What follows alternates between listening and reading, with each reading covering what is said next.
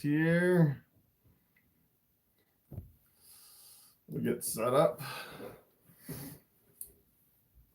All right. All right, we are live. Nice.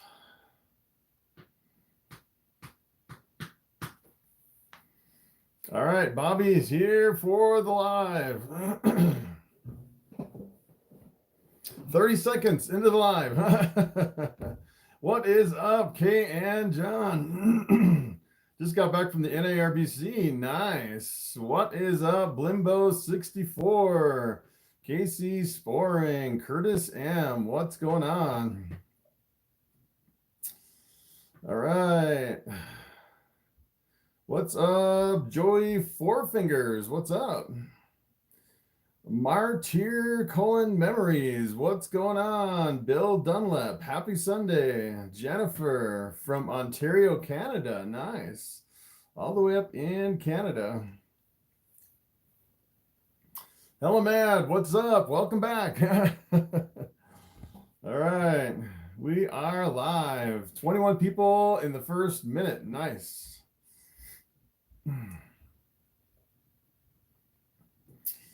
Let's see.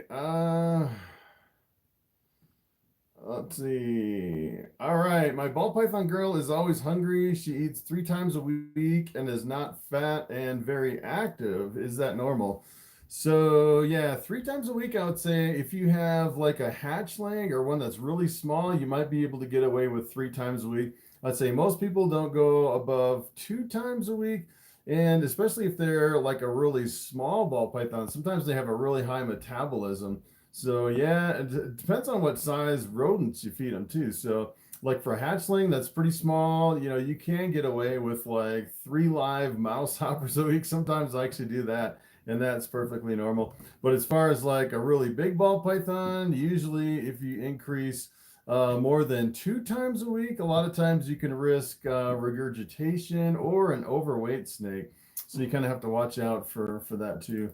But yeah, I like to kind of increase the food on my snakes when they're eating well. So if they go on a really long fast, then they have a little extra reserve. What's up, James Boyd? What's up, Bill Dunlap? Maybe you need to up your prey size. Yes, yeah, that too. You could increase. All right, first super chat in the first 2 minutes and 55 seconds. Wow, that is pretty amazing. All right, David. Hey, Chris, what interesting combos would you recommend pairing with my Mystic Potion?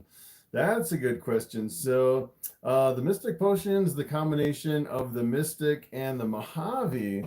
So you can actually, I thought it would be kind of cool if you had a Mystic Potion and you bred it with another Mystic Potion. You can make some Super Mystics. You can make some more. You can make some more Mystic Potions, and you can make some Super Mojaves, the all-white snake, which would be pretty cool. So yeah, with the Mystic in there, I would probably go with something that at least has maybe another copy of the Mojave in there, something with Mojave and something else, so you can make some more Mystic Potions with that. That'd be pretty awesome. All right, Gruesome Yeti, how's it going? Love your videos. Thank you. Kay and John, channel member, what's up? What is the cheapest adult female ball python that you've seen? So yeah, so it's kind of interesting. It seems like the adult females have really been increasing in price. As a matter of fact, I've actually seen just normals selling for like $300 or $400, which is kind of crazy. And when I first started ball pythons, like about 6 years ago, I was actually buying normal females for $150 back then. And it seems like you can't touch that price anymore. It's kind of crazy. But I would say probably the cheapest one would be like the single gene animals or the normals. So like if you had like a normal ball python female or like an Enchi or something like that, those are probably the cheapest. Right, Sal, what's up? Let's see. She's pretty young, only 120 grams. and is eating rat crawlers at the moment. So yeah, I'd say that's pretty normal as far as the prey size and the size of the snake. So you can actually, I'd say 2 to 3 is pretty normal per week for a ball python like that. As a matter of fact, a lot of mine, I'll actually do 3 a week when they're that small on a regular basis to really increase their size and get them growing really good when they're young. All right, Luke, Army, our father, what's up? A lot of talk lately in the snake world lately about this. What are your thoughts on UVB for most snakes, including ball pythons? So I would say you really don't need UV for ball pythons.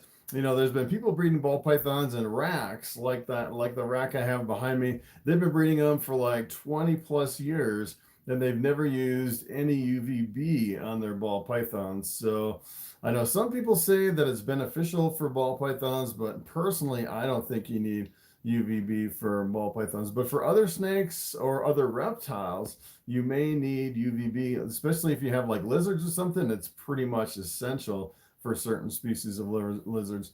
But as far as ball pythons, I'd say you really don't need any type of UV light, although some might disagree. I've actually seen some of those videos people are posting on your ball pythons need UV, and let me tell you, as far as I'm concerned, I don't think you need to put UV on ball pythons. All right, Alyssa, how much would you say you spend on 1 to 2 ball pythons a month? So that's a good question. It really depends on the ball pythons. So for example, like my females right now, they're actually all ready to lay eggs and they haven't eaten for months. I don't even attempt to feed them anymore because they're like ready to explode. They have so many eggs. So pretty much the only thing I do is just go through and change the bedding once a month, whether it's soiled or not. So I actually just went through and changed the bedding. And I would say I actually get blocks of the Pro Coco for about $10 a block, and it'll do about 7 tubs. So that's like $1.50 or something in bedding for a ball python a month. And then if you're not feeding them, they don't eat anything during that season. And it really depends on what size of ball python it is and how much they're eating. And it really depends if you have multiple ball pythons where you can, you know, feed part of your collection, and then the ones that don't eat, you can kind of skip over them and feed the other ones. So it really just comes down to the price of the bedding and the price of the rodents as far as the cost of the ball pythons. And like all my females right now, it's kind of the cheapest time of the year because I'm not feeding hardly any of my females right now. Clint Winton, what is going on? All right, Casey. Hey, Chris. What's your opinion on a cinnamon male crossed with a super pastel lesser pinstripe? That is pretty awesome. So you actually have, well, you'd end up with cinnamons. Everything would be pastel. You get no normals because you have the super pastel. And then you have the lesser and the pinstripe. So that would be pretty awesome. You'd actually have potentially 4 genes as far as the maximum genes on that. So yeah, that's pretty awesome because you'd actually, I think it'd be really easy to identify all the offspring with those genes too, which would be pretty awesome. All right, Squams Jr., any advice for the first show? Yeah, so I think I have several videos on reptile shows as far as getting ready for the show.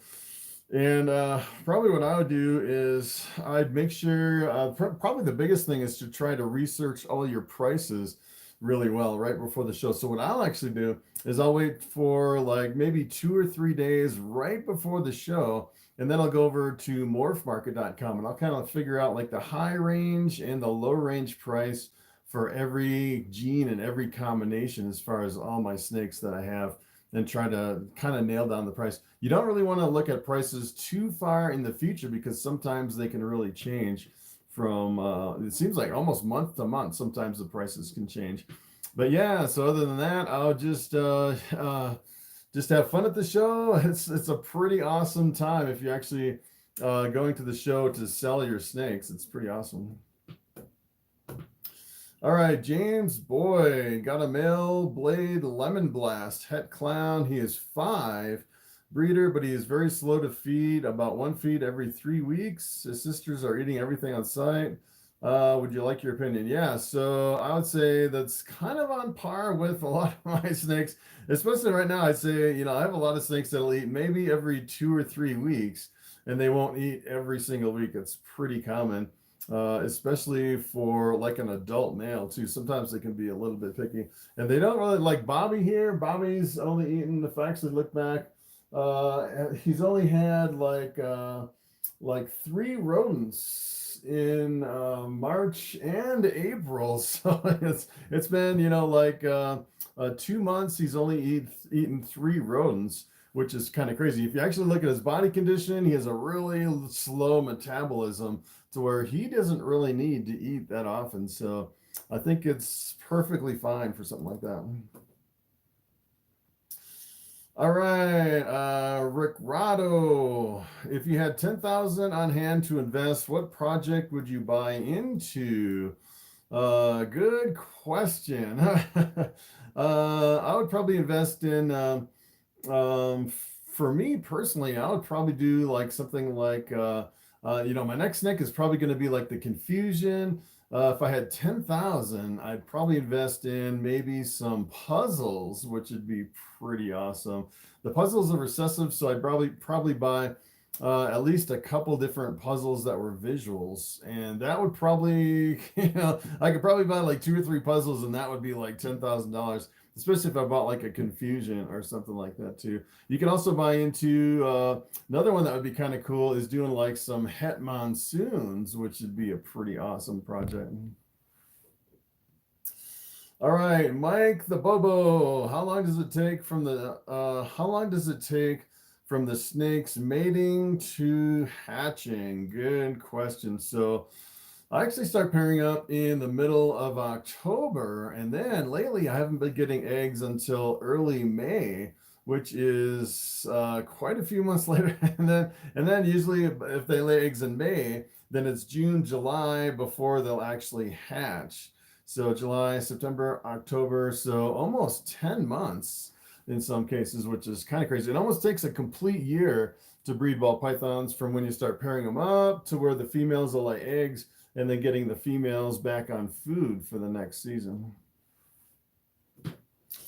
All right, Sal, I bought a mahogany ball python 2 weeks ago, and she just laid eggs. Nice. I'm not ready with the incubator. How long could I keep the eggs with the mom? So yeah, I've actually seen some people where they'll keep the eggs in with the female until the eggs will actually hatch. And depending on the temperature and the humidity, you could actually do that. As a matter of fact, if you lived in like a really tropical climate, you could probably do that. As a matter of fact, if you had a room that was like 90 degrees and 100% humidity, you could probably just lay the eggs out and they would just naturally hatch as far as something like that. But I would recommend putting them at least in an egg box to keep the humidity up, and see if you can find somewhere to increase the temperature to about 90 degrees. I actually just did a video on 5 different incubators, and if you actually look back at that video, I showed how you can make a really easy incubator out of like a beverage cooler, just like a really cheap, like a $20 styrofoam cooler, and an aquarium fish tank heater, like a submersible heater, which is probably the cheapest way that you could go with an incubator if you want to put something together real quick. Ram 2500 Cummins. Hey Chris, how do you talk to your wife into want or at least tolerate me getting a ball python? Yeah, so I didn't really, when I actually got my snakes, I really didn't talk to anyone else in the family. I just started getting snakes and putting them in my basement in a separate room down here. And nobody actually really comes into this room because they really don't like snakes. So yeah, so that's a discussion that I really didn't have. I just started buying snakes and putting them in my basement. But yeah, so you can actually do that.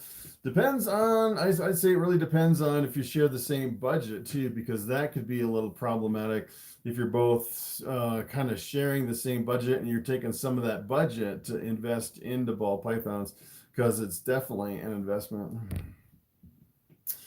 All right, James Frederick. Hey, I've been watching your channel for a while and have saved up a chunk and have collected a store of information. Do you think it's reasonable that if I bought the right collection, I could become a business? Yes, you definitely could become a business. Eventually, I think if you start breeding ball pythons, I think you definitely eventually become at least like a hobby breeder or a small time business breeding ball pythons.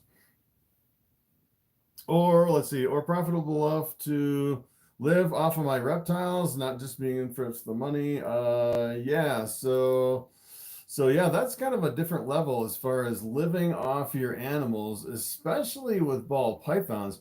That's kind of one of the things that I ran into when I quit my day job and I started just pretty much living on my YouTube money and the ball pythons. Is kind of the hard part is you really don't know which snakes are going to produce every year. They're not like it's not like you can buy, dogs and produce a litter from those dogs every single year with ball pythons. Sometimes it's like every other year or every third year, which sometimes it can be kind of problematic, especially if you're counting on that money to survive. So I would say you probably need probably twice as many ball pythons as you think you would in order to live off of your ball pythons, especially if you have like other expenses like if you're renting a building and or if you hire employees or something like that, then it can be even more challenging as far as living off of the money from your ball pythons. All right, Alyssa Wang, what is the best looking one you've personally bred? There's so many possibilities. Probably the best looking snake that I've ever produced here in my collection is one that I sold last year, and I probably should have kept it. It was actually, I think it was like a super pastel desert ghost visual as far as is one of the brightest yellow snakes that I've actually seen. It was a pretty awesome combination.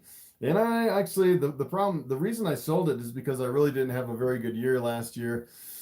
And I kind of had to free up some money. The other thing is I bought a motorcycle with some of that money, so I actually needed to sell some snakes to kind of make up the difference from buying that motorcycle with some of my snake money, which is kind of crazy. And I ended up selling that one. I probably should have kept that one. As a matter of fact, I'm doing that same pairing this year, and hopefully I'll actually produce another one of those. All right, Daniel, probably won't break even until the second year. Yeah, so it really depends how you do it. If you actually start out with a lot of adult female ball pythons, you can actually come out ahead on the first year if you get lucky, if you can actually find some ready to breed females breeding ball pythons. Let's see. I just lost my place here. Here we go. All right, how much does shipping through FedEx? How does shipping through FedEx work? What reptile shipping company do you use and what to expect? So yeah, so when I first started shipping snakes, you actually have to ship them priority overnight. And if you go directly to FedEx and you try to ship a ball python, sometimes you can be pretty shocked at the prices. Sometimes it's like $100 to ship a ball python if you go directly through FedEx. And what you really want to do is you want to go to a company that you actually go through shipyourreptiles.com, and you can set up an account over there. As a matter of fact, if you ship a lot of ball pythons, you can arrange to get more of a discount through Ship Your Reptiles. And sometimes it's like, you'll save like $40 sometimes on shipping. And it'll go from like, $100 down to like $60 as far as shipping your snakes. So definitely you want to use something like Ship Your Reptiles. And they have insurance too, which is nice. They cover your snake for shipping. All right, Amish Corn, best way to get a ball python to eat thawed, currently eating live. Yeah, so sometimes it can be really problematic transitioning a live only ball python to eating frozen thawed. And I'd say probably the best thing is to feed them alive and then follow up maybe about half hour later and then try to trick them into eating a frozen thawed. Sometimes after the first live, they get in that kind of a crazed feeding mode, and a lot of times you can feed them. The second one is frozen thawed as a follow-up, and sometimes you can get them transitioned over that way too. Yeah, you can do reptiles to you. Yeah, there's a few companies that'll actually do. I just do shipyourreptiles.com for shipping my ball pythons. All right, let's see. Straight heated. My 100-gram leopard albino would not take frozen thawed. As soon as I threw in a live mouse hopper, he tagged it right away. Just glad to see him eat. He started looking a little skinny. Yeah, so I would say at 100 grams, a lot of times sometimes they still won't take like a frozen thawed, and you have to go back to a live mouse hopper. What I would actually do is I'd do like a live mouse hopper, and then I'd follow up with like a frozen thawed mouse on that snake. You can actually do 2 back to back and kind of transition them over that way. Let's see. All right, Lazarus finally made it for a live stream. Welcome to the live stream. 21 minutes in already. I think we're going to go for 3 hours tonight. We'll see if we can make it 3 hours. All right, Robert Fiesel. Super fire pieds under a black light. Can you see any other genes like in ivory ball pythons? A super fire pied. Yeah, so on that one, that's kind of, I don't know, that's like a double whammy, the super fire pied. So, you know, the pied has white splotches, but if you actually throw in the super fire, that is a completely white snake with the super fire. I don't think anything will break through the super fire. Even with a black light, I don't think you can see any other genes in that snake. All right, Cody Lacombe, looking to hobby breed and already have a white diamond, which is the Super Russo, pastel clown, albino, mystic pinstripe. Nice. That's pretty nice. What else should I look into? Thinking banana. So let's see. All right, so you have white diamond, pastel clown, albino, mystic pinstripe. So pretty much the best thing with the mystic, you can actually work that into the Mojave to make some mystic potions. The albino, most people, for an albino, I would probably breed it to another albino or work it into pied. I'd say most people with albinos do like albino pieds is pretty much the most popular, or you could do like a dark gene in with the albinos, like a black pastel, which really increases the amount of white in your albinos, which is pretty awesome. And a pastel clown, I'd probably breed that with either a clown or a het clown. And then the white diamond, it's like you have a whole bunch of different projects. I probably wouldn't mix those up too much because, you know, if you actually, well, you probably could. You could breed like the albino to the clown, but then you get double hets, which sometimes if you're actually going for the visual double head, it can be kind of a long-term project on that. But with the white diamond, you could breed that with anything in the blue-eyed leucistic complex to make some more white snakes. So lots of stuff you can do with all those. All right, Jenny. Hey, Chris, working on a limited budget. Have a firefly, pastel yellow belly females. Would you pair them with a male? I have an orange dream pastel and buy another female or buy another male. And what genes? All right, let's see. So firefly is the pastel and the fire. And then you have a pastel yellow belly female. So that's pretty awesome. And then your male is an orange dream pastel. So yeah, so if you actually took the orange dream pastel and bred it to the firefly, you could produce some really bright combinations. And if you actually put that with your pastel yellow belly female, you can make those are pretty much all brightening genes. So those would work together pretty good as far as mixing those together. All right, Kay and John. Let's see. Wilbank's table took up a whole wall at NARBC. That's pretty awesome. I haven't been to NARBC in a long time. It's been years since I actually hit that show. All right, Lazarus. What is the rarest breed that you know of? So that's a good question. I actually went to what was it? I did a video and I was trying to figure out how many genes there were in ball pythons.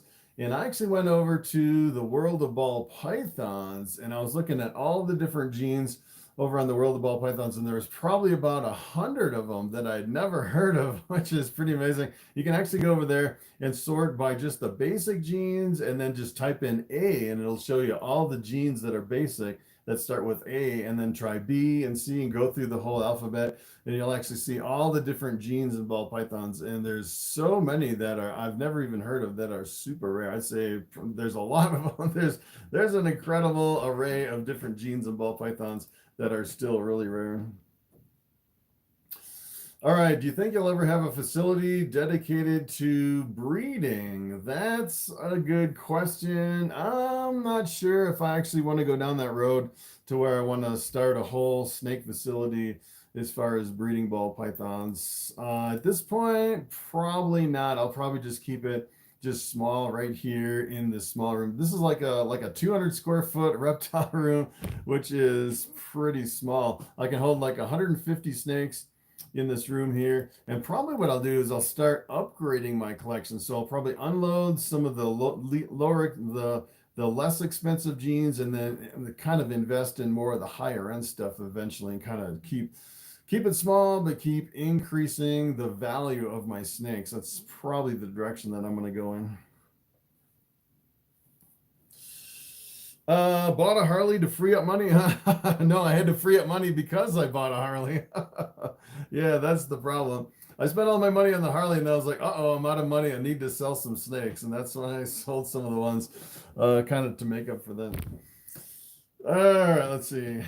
All right, James Frederick. Hey, Chris, what type of plants do you grow? I've got lots of figs with all the different flavors, morphs. They call them strains in agriculture.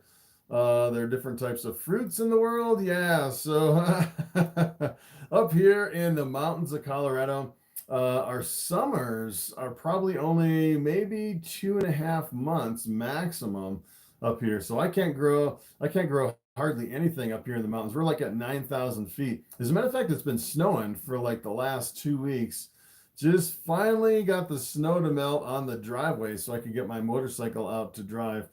And I've tried a whole bunch of stuff. I can't grow corn. I can't grow any kind of a squash or anything like that. So I'm pretty limited as far as what I can grow up here in the mountains of Colorado. I'm pretty much stuck with like carrots and lettuce and like green beans and stuff like that with a really short growing season. Not a whole lot that I can actually grow up here.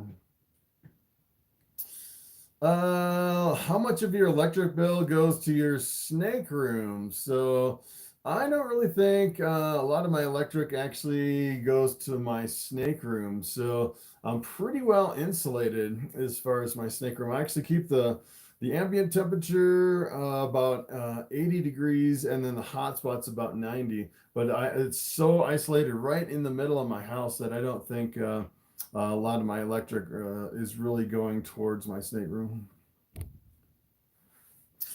All right, Lisa, is it better to buy a snake from a breeder as a baby or get an adult if you're just a beginner? So it really depends on what you're going for. So for example, if you decided, all right, I'm going to breed ball pythons and I want to make a living as soon as I possibly can breeding ball pythons, I'd say you'd probably want to buy adult females to start out so you get a fast return on investment. If you're just looking for a pet, I would probably go with probably something that's like maybe 200 grams or something like that, something that's still eating really well right out of the chute. But yeah, it really depends on what you're going for. If you're just starting out, you don't care about making money and you're looking for like really high-end genes, like you have like a really high-end budget and you're not really in a rush, you could pretty much, buy the juveniles as far as investing in some of your first snakes. So that's the other thing too, is if you buy adult females, a lot of times you don't really have a choice as far as what you're actually getting. Whereas if you buy hatchlings, you have a lot more of a choice, a lot more options when you buy hatchlings.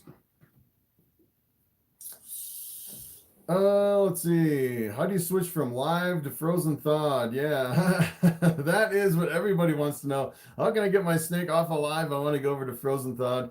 And I would say probably the best way is you can actually feed alive first and then follow up with a frozen thawed. Or what you can do is if you're, like, for example, if you're actually used to feeding rats, like live rats, you can actually try like a frozen thawed African soft fur or a frozen thawed mouse or something like that to kind of switch to something that's a little bit more appealing versus a frozen thawed rat to start out, and then kind of transition away from that into your frozen thawed rats.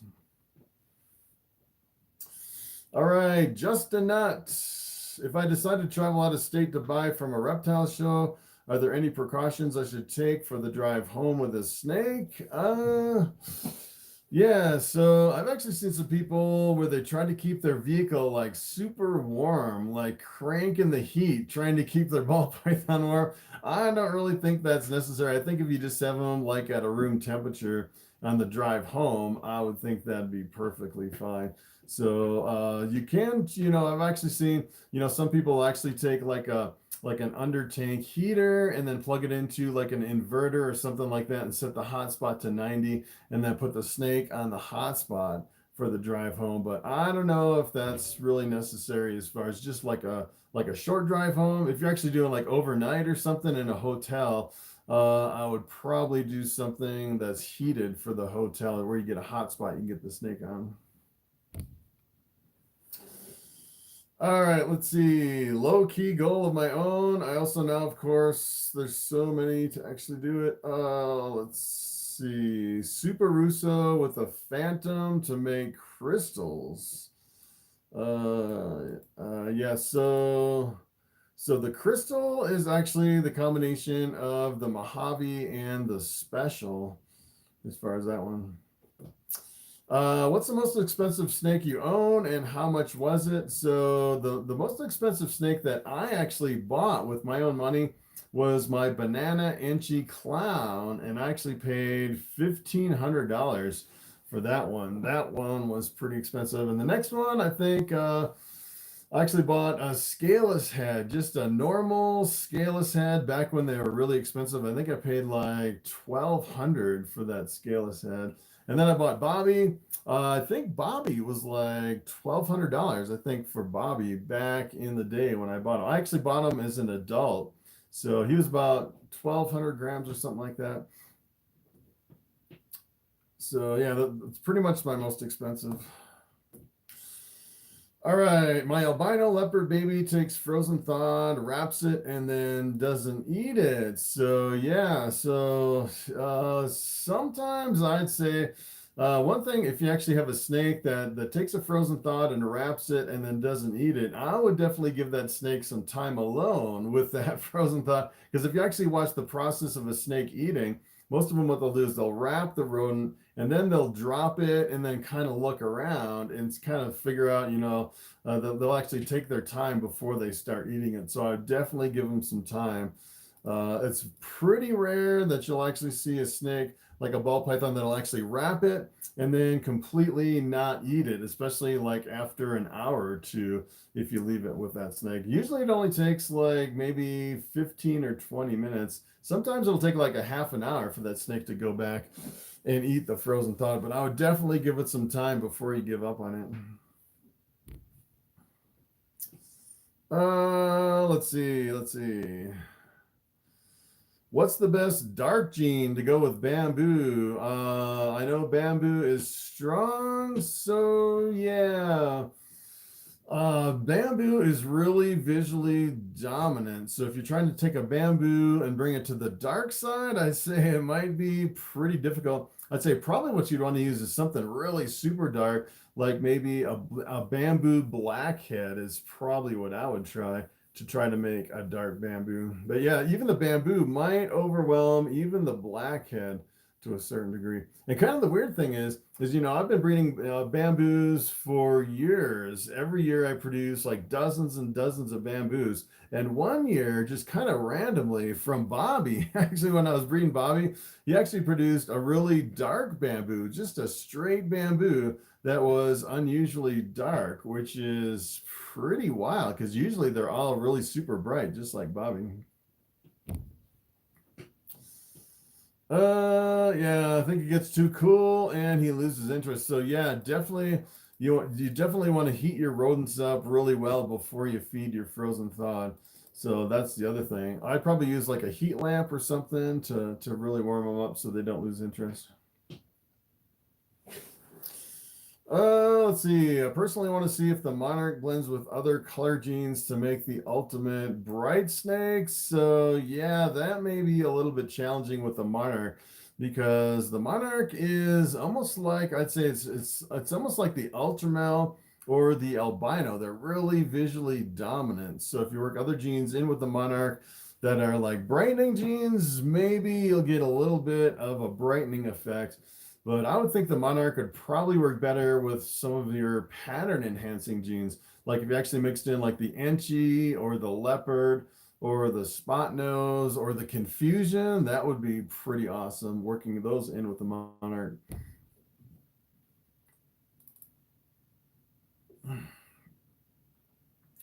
All right.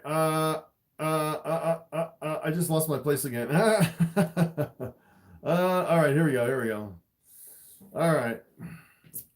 Brianna B. Can two baby balls, a male and a female, be kept in a 40-gallon enclosure for a few weeks until our PVC enclosures are ready for pickup? Yeah, I would say two baby ball pythons could probably be kept together for a few weeks. No problem at all. As a matter of fact, if you actually look at like hatchling ball pythons, when they first hatch out of the eggs, a lot of breeders will keep all the hatchlings all together until the very first shed. And it's only when you want to feed those snakes is when you want to separate them. But I would say, yeah, if you just keep them together for a few weeks, most people say you don't want to keep them together full time. You would definitely want to separate them for long term, but just for a few weeks, I think that would be okay. Hypothetically, you don't need a big collection. You just need a few really expensive snakes. Yeah. So yeah, there's a couple of ways you can actually think about it. So for example, I'd say in any given year, probably about half my ball pythons won't lay eggs. So the problem is say, for example, if you had like 20 female breeders and they're kind of low end breeders and you sold all of them and decided, all right, I'm going to kind of change in all my snakes for like just 2 or 3 really expensive females. And if those 3 females don't lay any eggs in any one certain year, you have pretty much zero income coming in. So I think it's always better to have at least multiple females. I'd say probably at least 6 females as far as the number of females. So you can get at least half of them laying eggs. You get 3 of them to lay eggs, especially if you have like really expensive snakes. All right, Skank Hunt 92. Can I get a visual desert ghost with 100% het desert ghost and a 66% het desert ghost? So that is a good question. So keep in mind the 66% het desert ghost has a 66% chance that it contains 1 copy of the desert ghost gene. But it also has there's 1 out of 3 that you'll actually not get that gene in that snake. So what you really need to do is you need to breed those together. Then if you get a visual desert ghost, then you proved it out and your 66% becomes 100%, and you'll know for sure that you'll actually have that gene in that snake. And if you breed them together and you don't get a visual ghost, sometimes the odds can kind of play tricks on you. I'd probably breed it maybe 2 or maybe 3 times. Then if you keep breeding them together over and over and over and you don't get any visual desert ghosts, then the 66% turns into a 0% essentially for the odds on that desert ghost. All right, Robert Lauren, thoughts on scaleless head, scaleless ball pythons? Just got myself a banana scaleless head female. So yeah, it seems like the scaleless heads were really super popular for a long time, and I think people kind of overbred them, and the price tanked really super fast. And then it seemed like a lot of people started getting out of the scaleless, especially the scaleless heads, because the prices came down so fast. And now you can get into other genes instead of a lot of people. What they'll do is they'll actually breed certain genes until they kind of hit rock bottom and they bottom out, and then they'll kind of unload that project and then pick up something else. So right now, I think is a really good time to get into the scaleless, while a lot of people are kind of getting out of it. But you know, as far as the completely scaleless, I don't think it'll ever completely go out of popularity. It's kind of like the pies and the clowns, where it's more of a long-term project where you actually need 2 copies of the gene to see a visual. So yeah, I think it's a good project to actually get into. A lot of people are getting out of it though, which is kind of interesting. All right, Daniel, I bought a bongo to hopefully hit some first-time combos. Bongo has a lot of untapped potential. I agree. There's not a lot of people working with the bongos. If you put your nose on the snake's nose, will it bite you? This snake will not bite me. There's no way the snake will bite me. I can actually put Bobby's nose right on my nose, and this snake will not bite me. Look at that. No way. There's no way this snake's going to bite me. I could do anything I want to this snake. It will absolutely not bite me. I don't even think I could force my finger in the mouth of Bobby. He is like the tamest ball python ever. Yeah, there's like no way. And yeah, he's pretty much on my shoulders at least an hour a day, every single day when I'm doing videos. So he's definitely a super tame snake. Definitely will not bite me. All right, let's see. In your video about 9 foods for ball pythons, you explained to us the nutritional value of each. Is it possible to share that chat with us? So yeah, I actually went over to I think it was rodentpro.com that actually had all the information, the nutritional information for all the different food items. So I pretty much just copied what they had on their website and I brought it into that presentation. I think it was like Rodent Pro, and then there was some other websites that sold like the frozen feeders online, and some of them, like some of the information I left out, like the fat content or something like that, and that's because I was on different websites that didn't have all the same information. But yeah, that's pretty much where I got all the nutritional information from on that video. I can't remember the numbers off the top of my head. I'd have to actually go over to like Rodent Pro and look up all the different values for all those. High class pythons, what's up? When incubating ball python eggs, does the water you use matter? Let's say you use tap water versus bottled water. Can this cause mold issues? So yes, I have actually thought that potentially the type of water that you use for your incubation can actually cause mold issues.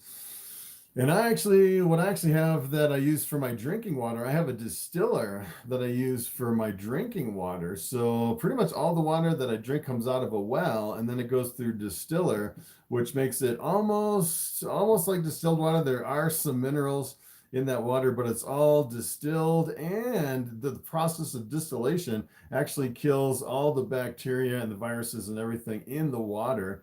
So yeah, I would probably use like a distilled water, or maybe what I would do is I would actually use like a distilled water and then boil it on the stove for a while to make sure you kill everything in the water, and then let it cool down, and then use that for your egg boxes. So yes, I do think that it actually makes a difference which water you use. All right, snake pranks. Do you use chlorhexidine to clean your snake cages? As a matter of fact, I just bought a whole gallon of chlorhexidine. I used to use F10, and I think F10 works a little bit better. As a matter of fact, if you have like a really stinky enclosure and you use like a diluted F10, it seems like it's easier to take a lot of the smells out of that enclosure with F10. But for some reason, it seems like we just can't buy F10 anymore. And the only thing that's close, kind of close, is the chlorhexidine, which you dilute with water and it goes a really long way. So yeah, I definitely use, it's like a blue liquid that you dilute with water. That's a snake safe disinfectant. Let's see. All right, what should I pair with a super fireball female? Good question. I don't know where Bobby's going behind my back. He likes to stick his head behind my back and the back of the chair, and I'm always like afraid I'm going to lean back and squash his little head. All right, so what should I pair with my super fire? So the super fire is actually an all white snake. You could actually, as a matter of fact, you could actually breed it with another super fire and make some more super fires. It seems like they're really popular as far as a white snake. It's actually an all white snake with black eyes. You could also pair it with, the fire actually goes really well with a lot of your brightening genes. So you can actually work that in with like a pastel, yellow belly, or orange dream to make some really bright combinations with those genes too. All right, Solid Intel, what's up?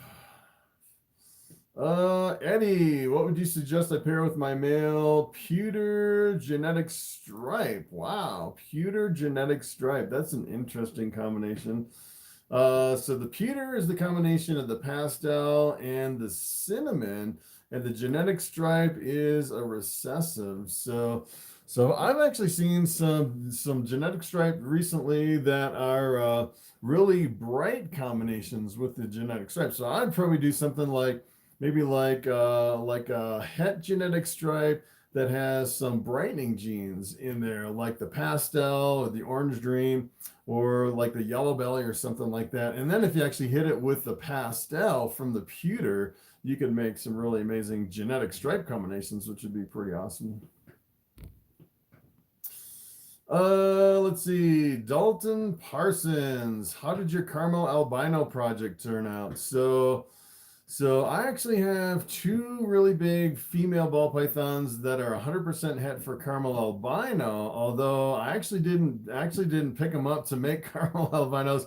I just picked them up because they're really massive ball pythons that will lay really huge clutches of eggs. So a lot of times I'll actually sell like a 50% het caramel albino hatchlings where I'm not really necessarily looking to make caramel albinos. But yeah, so it'd be kind of interesting to actually take like a bamboo that's possible het caramel albino and breed it back to see if I can make like a caramel albino bamboo or something like that. That would be pretty awesome. All right, WAC Savage Taco, what's up? Have you ever seen the Dalmatian Pied on Morph Market Chat? No, I haven't seen. Maybe I have actually seen that one. I've actually seen a lot of pieds that have spots, almost like a Dalmatian, a lot of black spots. So I may have seen that one. As a matter of fact, I actually did a video how to make a ball python with spots, and sometimes, you know, it's kind of random to actually make a ball python with like the Dalmatian pied that has spots all over it. But I think I may have included that one in that video, which is pretty awesome. All right, Bobby. Bobby's getting a little squirrely here at 48 minutes. We might have to switch to bubble here in a bit. All right, James Boyd. Have a queen bee lesser spider female and a fire spider female crossed with a blade lemon blast het clown male. What should I expect? So yeah, let's see. If you have a het clown and you're breeding it with other non-het clowns or not clowns, everything will be like a 50% het clown, so you won't see any clowns from that. The queen bee lesser spider, that's pretty awesome. And a fire spider with a blade lemon blast. So you'll get a lot of spiders because both of your females actually have spiders in there. And then you have Blade, which is Blade's kind of interesting because it's similar to Enchi, although it reduces the pattern in a slightly different way than Enchi. So what you can actually do with those, since you have so many genes in there, you can actually go over to like the genetic calculator and plug in all those genes, and it'll give you all the different possible offspring from all those. You have a lot of genes in there. All right, PSB. Hey, what's up? I find most of my snakes go off food when I'm breeding them to my females. I'm worried, when do I need to stop pairing before my males get burned out? That is a good question. So I typically breed for about 5 months and stop pairing my males and females after about 5 months. So I don't know. I've heard some people that say, I heard one breeder say that you could potentially kill your male from overbreeding too much. I don't know if that's true. I haven't heard of anyone that said, hey, my male died because I bred it to too many females or bred it for too long. I don't know if that's true or not. I haven't experienced that here in my collection. But I found that a lot of times, sometimes my females will actually go back on food when I first start pairing them up. And I kind of experienced that this year. I had some females that were fasting for a really long time. And as soon as I paired them up, they actually went back on food for just a couple months, which was pretty awesome. All right, Solid Intel. How do you feel about hybrids? So yeah, so personally, I think that if you make a hybrid, a cross between a ball python and another species, like a ball python Burmese python, or I've actually seen like ball python blood python combinations. I think at that point you're pretty much just making pet snakes that you really can't breed as far as that. As a matter of fact, a lot of hybrid animals, when you start mixing species, a lot of times you'll actually get a sterile offspring from that combination. So I've actually seen some people breed them, but the problem is I'd say most people breeding ball pythons are looking to get them as breeders to make some really amazing combinations. And when you start making hybrids and selling them as pets, I think it's kind of a tough sell, especially if you're trying to sell them for a breeding project. All right, Taylor Davis. I'm looking to get into breeding my snakes. What morph of the year do you, what months of the year do you try breeding your ball pythons? So yeah, so I pretty much have, I pretty much go by a seasonal schedule. I start pairing up my snakes on October the 15th, just kind of randomly in the middle of the year. And I think that's where most people pair up their ball pythons. In the middle of, I'd say, usually September, October, or November is when most people will pair them up. And I actually stop pairing them up about mid-March. And then from there, I just pretty much get what I get from my females. Pretty much just a regular season that I go through. Some people actually do like year-round breeding and use an ultrasound and keep track of the follicles and everything like that. But I just do like a pretty much seasonal approach to breeding. All right, let's see. All right, let's see. I have a 4-year-old female ball python around 2,000 grams. She's had 10 plus successful locks since November, and we haven't fed her for a while, but I'm not sure if she's gravid or not, and I don't know how to tell. So yeah, sometimes you'll actually have females that'll lock and lock and lock. They keep copulating. They'll twist their tails over and over and over with the male. And sometimes they just won't lay eggs, which is just kind of random with ball pythons. I say usually most people say that when they're breeding ball pythons, they'll have anywhere from about 50% to 80% of their females that'll lay eggs on any certain year. So not every single female is going to lay, even if they copulate every single time. And some of it has to do with how well they're eating when they're actually going into the breeding season. So if you can keep getting a lot of food into them during the beginning of the breeding season before they start fasting, I think sometimes that'll increase your chance of that female as far as laying eggs. But yeah, so at this point, I mean, there's certain ways you can actually go with like an ultrasound, or you can palpate to kind of get like a heads up as far as if your female is going to lay. But at this point, all you can do is just kind of wait and see if she lays eggs. And usually if they go back on food late in the season, that means they're not going to lay any eggs too. And usually if they're going to lay eggs, they get really, really super fat and they go off of food. You can pretty much tell right at the end. All right, Bryce T. Hey, Chris, if I want my female juvenile ball python to become a breeder ASAP, how can I fatten her up over the next 3 years? Yeah, so I would say, yeah, it's just you just have to keep offering food. I'd say, you know, as a hatchling, you can actually sometimes you can increase the frequency of feeding to like twice a week for hatchlings until they get to like a juvenile, and then I probably just do once a week, and it just takes, you know, consistent feeding every single week to try to get that snake up to size. And usually it pretty much depends on the snake. If you have a snake that keeps eating and eating on a consistent basis, they're pretty much more likely to be a breeder sooner than later. And sometimes it really just depends on the snake. All right. Light of Thorn. Bobby's daughter Aura is exactly the same way. I completely trust her. Nice. Donald, do you have any ball pythons for sale? No, I don't have any. Probably I'll have some in about 2.5 to 3 months from now. When I still haven't gotten any eggs yet, which is kind of crazy. But as soon as I get some eggs, and as soon as those eggs hatch, I should have some for sale. I'm expecting maybe about 100 hatchlings this year. It looks like I have quite a few females that are going to lay.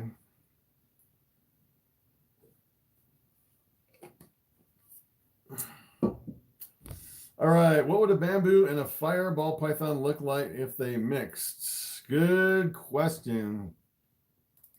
So bamboo is really visually dominant. If you actually work fire into the bamboo, essentially what it would do is it would lighten it, because the fire is a lightning gene, and you get a lighter bamboo. It might actually clean it up quite a bit, which would be pretty awesome. I haven't really seen any fire bamboos as adults. Do you like Sunny or Lucy or Bobby the best? I would say probably Bobby. I like Bobby the best because he's more manageable. Sunny and Lucy, they're, you know, my reticulated pythons, and they're pretty much like mainly like a display snake, where you really can't handle them and play with them as much just because they're so big. All right, James Frederick, if you could buy ball pythons with a bunch of genes like pastel, orange dream, yellow belly, enchi, or do you think a snake with just a few expensive genes like super gravel or recessives like pied? So yeah, really depends what you're going for. So I would probably do a little bit of each if you can afford it. So yeah, I think like if you're breeding like super gravels to super gravels, I think you'd make more money with expensive genes like that. I really like kind of like a whole range from all the way from the low end to all the way to the high end as far as what I have here in my collection. Then if, especially at reptile shows, if someone comes up to my table, they can, you know, depending on a lot of people, they just come up and they want to buy a snake. It doesn't really matter what it is. And depending on their budget, if I have like really low end snakes all the way up to like middle end and then high end, they can pretty much pick out anything that's within their budget, which is pretty ideal. Versus if you came up to my table and all the snakes were like $10,000 a piece and you really wanted to buy a snake from me, you'd pretty much be out of luck at that point. So it really depends on what you're doing. But yeah, if you can afford all really expensive snakes, I'd say you probably make more money from your breeding operation.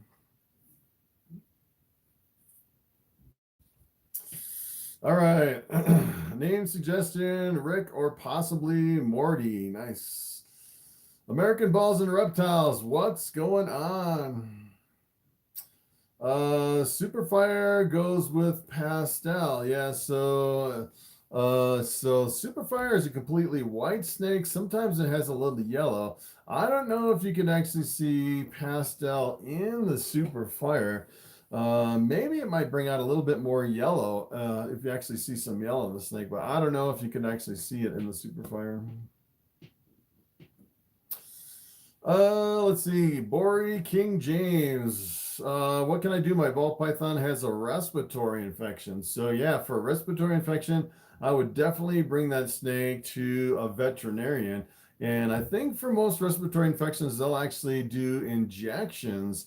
And a lot of times what they'll do is they'll show you where to inject the snake, and then they'll do the first injection, and then they'll give you like a whole handful of needles. So you can actually bring your snake home and do regular injections in your ball python. I think Kubo is a cute gender neutral name. Yeah, so yes, at some point I'll probably be asking for more gender neutral names for some of my hatchlings in about 3 months once I get some hatchlings going. Let's see. Keston Bliss. What's the smallest length or age I could put in a 40-gallon? So personally, I really don't like glass aquariums, because a lot of times the snake will actually just kind of hide out in the hide in that glass aquarium. And the bigger the hide, the bigger the snake that you could put in there. So potentially if you had like a hide the size of a 40-gallon glass aquarium, that's essentially what these gray tubs are. They're like, it's like the 40-gallon aquarium, except the whole thing is the entire hide, which I think makes the snake a lot more comfortable. So I don't know. I'm not really used to 40 gallons. I started with glass aquariums, and it seems like when I came in my room, I actually had all my snakes hiding in the hides all day long, and they never came out, which is kind of crazy. Let's see.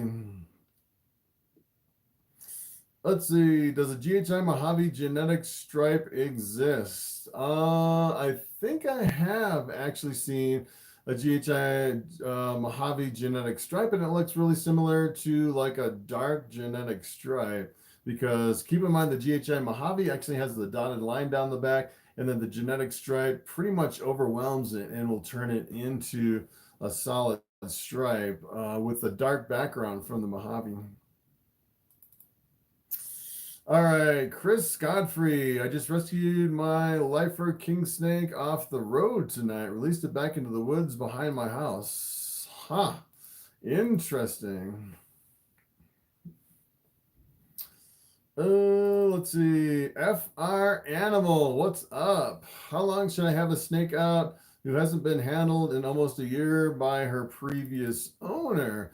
So kind of the interesting thing about snakes is it seems like you really don't have to constantly handle them as far as them remembering the handling experience. So for example, Bobby is like super tame here around my neck because I handle him every single day. If I was to actually take Bobby and put him in an enclosure and not touch him at all for like a whole year, I could actually pull him out and he would completely remember all the previous handling experience, and he would be puppy dog tame as far as what I've experienced here in my collection. Let's see. She hisses and I pull her out, but never struck at me, and is pretty chill once out. So yeah, I would say in that case, if you have a snake that hisses, yeah, you probably need to do a little bit more handling on that one to really keep it from hissing. Let's see. Have you ever eaten a snake slug egg? Sounds disgusting, but apparently edible. As a matter of fact, I did eat an infertile ball python egg in one of my videos. I actually recorded it. I actually fried it up in the frying pan, and I tried to eat it. And let me tell you, I almost threw up after eating that egg. It was absolutely disgusting. But I actually have a video of it. It's one of my first videos. When I ate that infertile egg, it was pretty bad. I definitely wouldn't do it again. I've actually seen people where they'll take an egg like that and they'll put it in like brownies or like in a cake or something like that. You could probably do that to kind of like spread it out so it's not so bad. But in my experience, I would not eat snake eggs. They're pretty nasty. All right, so we are at 1 hour. I'm going to switch Bobby for Bubble. Get out a different snake here. Because Bobby is just going all over. Oh, going crazy. And let's see if we can get Bubble here. I don't know. This snake, I think this snake may be building some eggs. She is pretty thick and chunky. She's my big pinstripe female. I'm breeding her this year. As a matter of fact, she was eating. Her last meal was like 3 weeks ago. So she kind of stopped eating and she's starting to get a little bit chunky. She may actually be building some eggs, which is pretty interesting. All right, Shaw Jennings. I have a female spider calico yellow belly het clown. I'm thinking about breeding it to my pewter male. Nice. That'd be pretty awesome. So the pewter is the pastel and the cinnamon, and you're breeding it to that one. You'd actually have, so that's pretty awesome because you have a spider calico with the yellow belly. If you could actually get the pastel in that, you get a really bright spider calico, which is one of my favorite combinations with the spider. Let's see. Chicana Bird, what's up? Hey Chris, which stage should a person that fears snakes but would love to have a ball python as the first choice?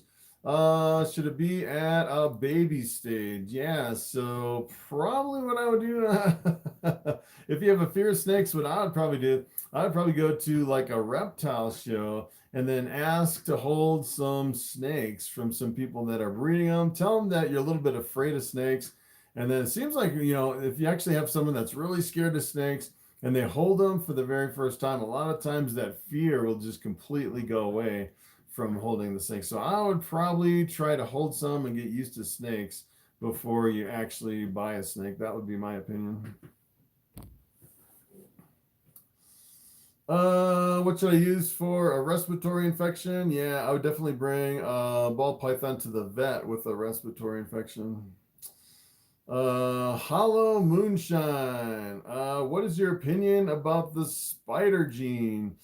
Yeah, so the spider gene's kind of a double-edged sword. I say that a lot of people give the spider gene a lot of hate, I'd say, because of the spider can potentially have some wobble. As a matter of fact, over in the UK, they've actually banned the spider gene. They banned the sale and the display of the spider gene at some of the big reptile shows over in the UK. And I've seen some people that have bred the spider and had a lot of problems with the offspring. And I've actually seen other people where they've been breeding spider for years and years and haven't had any problems at all with the spider. It seems like it's just completely random. And one of the things is with the spider is it makes some of the most amazing looking combinations. So it's has, I'd say it has the most potential as far as, a lot of the other genes. But, kind of on the flip side, it has the potential head wobble. And probably the biggest thing that I really have a problem with the spider gene is that you can't breed two spiders together, because 25% of the time you'll get the super spider, which is a lethal combination. So I actually started out with a whole bunch of spiders, and then I realized, hey, I got these, 5 or 6 spiders, and I can't breed any of them together. So pretty much at that point, I unloaded all my spiders except just one, and I only have one left here in my collection. So yeah, I'd say it's kind of a double-edged sword as far as, some people are like, we should completely ban the spider. And some people are like, I think we should save the spider and breed it just a little bit. And I'm kind of on the edge. A lot of people have actually came up to me at the reptile shows and they're like, hey, I heard you bred spiders. We want to buy some of your snakes because nobody else is actually breeding the spiders. So just because of that, I breed just a few spiders just for the few people who ask and request for the spiders. All right, Xavier. I have seen pastel clown ball pythons, but I don't understand the genetics behind them. Seeing as pastel is co-dominant and clown is recessive. Can you explain the interaction? Yeah, so if you actually have a visual clown, it's a recessive, and you need 2 copies of the clown for a visual. In the pastel, you can actually see just 1 copy of the pastel. And kind of the interesting thing with the clown is it seems like one of the genes that has the biggest influence to make some really impressive clown combinations is the pastel, which is pretty wild. You can actually work pastel into clown and get some of the most amazing combinations, especially if you work other genes into pastel clowns. So yeah, so if you actually had a pastel clown and you bred it to something else, you would get pastel het clowns. They would look like pastels, but they would just contain one copy of the clown gene. And that's kind of the challenge with the recessive gene. Is it true you can feed bits of hamburger to small ball pythons? I don't know. They actually made a product called Reptilinks, which is like little tiny sausages as a food for snakes. And I don't know if a ball python would actually eat like a Reptilink or something like that. I would think, a lot of some of your lizards would probably eat it. Maybe some of your more aggressive feeders, like maybe like a hatchling reticulated python that'll eat anything, or maybe like some like a Texas rat snake. Those are really super aggressive feeders. They might eat the Reptilinks. But yeah, I don't know if you can really feed anything like that to a ball python. I don't know if they'll take it. All right, Roger. I went away for the weekend, came home to my first clutch of eggs. Nice. Which may have been there for up to 3 days. They seem glued pretty tight, so I'm not separating them. What are the risks? So I've actually, usually when I have a clutch of ball python eggs, I try it. As a matter of fact, right now, I'm actually going through all my snakes twice a day, because you want to catch them as soon as possible in order to separate them. And if you actually have them in there for 3 days, I would not even try to separate those. I get a bigger box for incubation and just put them all together.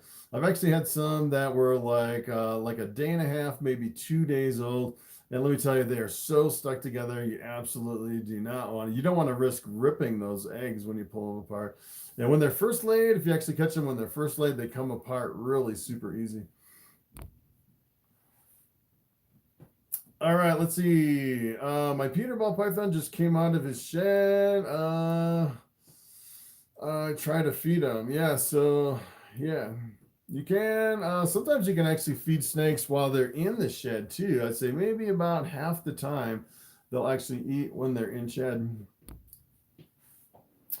Hollow Moonshine says, I have a spider banana. Nice. Have you seen the Stormtrooper? Yeah, the Stormtrooper is a pretty awesome snake. It's actually one of the black and white. It's like a kind of a random anomaly, the Stormtrooper. It's a pretty awesome snake. As a matter of fact, I actually saw the Stormtrooper at the NARBC in Tinley Park when they first had the Stormtrooper on display back in, it was about 6 years ago, which is kind of crazy. It was weird. I actually walked up to the display at the NARBC, and they actually had these like it's like 4 foot tall Stormtrooper Star Wars figurines all in the booth. I was like, what in the world's going on with the Stormtrooper? I didn't know anything about it back then. All right, Keston Bliss. What will you be expecting for your clutches this year? So yeah, I actually have 23 snakes that I'm breeding this year, so I should get a lot of bamboos and a lot of bamboo combinations. Let's see, I actually have a lesser bamboo that I'm breeding through my collection, so I should get like half lessers and half bamboos. So a lot of bamboos, a lot of lessers from those. I'm actually breeding my banana inchy clown, so I should get a lot of banana inchy het clown combinations. I actually have some clowns, some pieds, and some desert ghosts. I'm not sure. I don't think my pied's gonna go. I don't think my desert ghost is gonna lay any eggs. Maybe I might have a clown lay some eggs, which would be pretty awesome. But I don't know. They're both. I have 2 clown females, and they're both looking pretty thin. I don't know if they're actually gonna lay. Let's see. All right. Hey, Chris. If AJ Genetics, what's up? If I cut my 6-inch heat tape at different lengths in a mixed rack, will the hot spots be different? Yes. I would say yes, they will be different. So, for example, if you're actually stacking 2 different types of tubs, or you have 2 different types of heat tapes, I would definitely use different heat controllers for each set of different size heat tapes, as far as that goes. So for example, if I actually have like different stacked tubs in a rack, I'll actually put one controller for all my ARS 7030 tubs, and then a different controller for my BOA tubs, and then a different controller for my ARS 8018 tubs because they will be different. All right, let's see. Do you generally get your snakes on frozen thawed before you sell them? Yeah, so I kind of do a mix here in my collection. It really depends on what I have available. I kind of cycle through like live and frozen thawed, rats and mice, and I do like a fresh kill, just kind of mix it up between the different ones. So they'll actually pretty much eat anything when I sell them.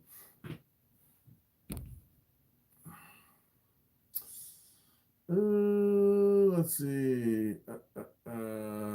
So Jinx, what do you think about the micro scale? Yeah, so the micro scale is really similar to the scaleless ball python, the scaleless head. So the scaleless head and the micro scale. So I actually did a video comparing the differences between the two. And as far as my understanding, if you actually make the completely scaleless snakes with the scaleless head, scaleless ball pythons, you know, the head scaleless, the scaleless heads. If you actually make the super with 2 copies of the scaleless head, you'll actually get a ball python that's completely scaleless, but it'll actually have the heat pits on the mouth of the ball python, where you actually have the little holes on the mouth. And as far as I understand, with the super micro scale, you'll get a completely scaleless ball python, but it'll actually be lacking the heat pits on the mouth of the ball python. So the heat pits are kind of interesting. They're actually kind of lets the ball python have like infrared vision as far as all these little holes right along the mouth of the ball python. If you actually make a super micro scale, it'll be missing all these tiny little holes. I guess it's lacking the infrared vision from the mouth of the snake, which is really the only difference that I've seen. And a lot of people say with the micro scale, just one copy of the micro scale, a lot of times you'll have a different feel to the snake. It's a little bit more bumpy than you'll see in the scaleless head ball pythons. But they're really similar. And it seems like the micro scales are a lot more expensive too. It seems like they're holding their price a lot better. Let's see. My NP, let's see. My snake was in blue last week, but didn't shed. Should I be concerned? Yeah, so it's kind of interesting when a ball python sheds. What'll actually happen is it'll turn completely blue, where it'll get like really milky. The eyes will turn kind of like a blue color, and then they'll clear up, and it'll kind of trick you because you don't think they're going to shed, and then after they clear up, that's when they'll shed. So it'll definitely shed after the clear phase.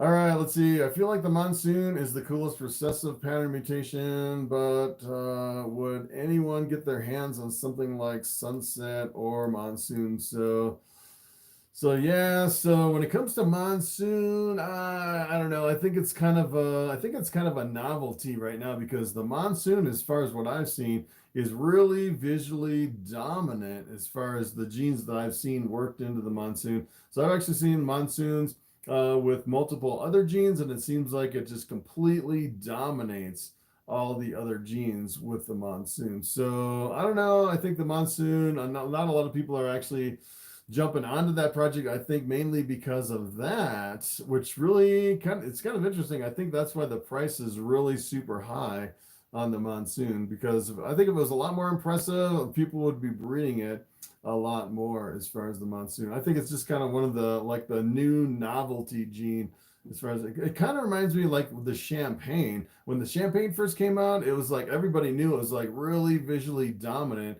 It was one of the harder ones to work with, and it was recessive, and not a lot of people really jumped into the champagne. Well, champagne, I'm sorry, it's not recessive. Champagne is not recessive. But I think, when I first started, the champagnes were really expensive because I think it was kind of like almost like a specialty gene, kind of like the monsoon, where, not a lot of people are jumping into it and then mass breeding it, which really keeps the prices high, which is kind of interesting.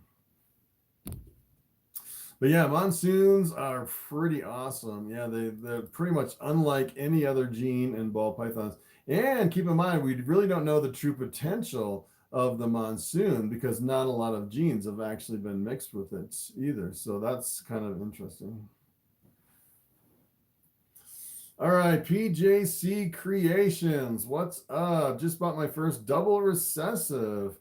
Oh, nice. What recessives are you wanting to dive into in the future? What projects are you working on? So yeah, so I actually made some triple hets. I bred my albino pied to my clown, got some normal looking snakes that are actually triple het for albino pied and clown, which is a pretty awesome project. And I'm actually going to take those, breed them together. Hopefully in the next 10 years, maybe I'll actually produce a triple visual with the albino pied clown. And then what I'll actually do is I'll take that and breed it to another recessive and make some quad recessives. And I'm thinking maybe I might get into like a puzzle to work into that, which would be pretty awesome. So it'd be albino pied clown puzzles, which would be a pretty amazing project.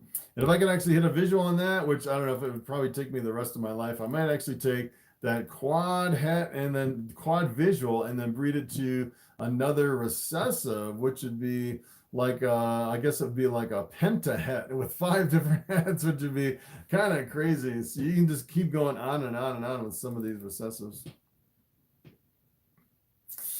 All right, Irvin, can you briefly explain the pairing process for ball pythons? Yeah, so what I actually do is I do it the easy way. I just wait until October the 15th, and then I just take the males, put them in with the females, and then 3 days later, I'll move the male to another female. And then if I'm actually going to breed more females than that from that one male, I'll actually give them a break after 2 females and then feed them and then maybe give them a week off and then cycle them through some more females. And then pretty much just keep cycling the male through females for about 5 months, usually until like the middle of March. And then I'll just separate all my males and females and then just hope for the best.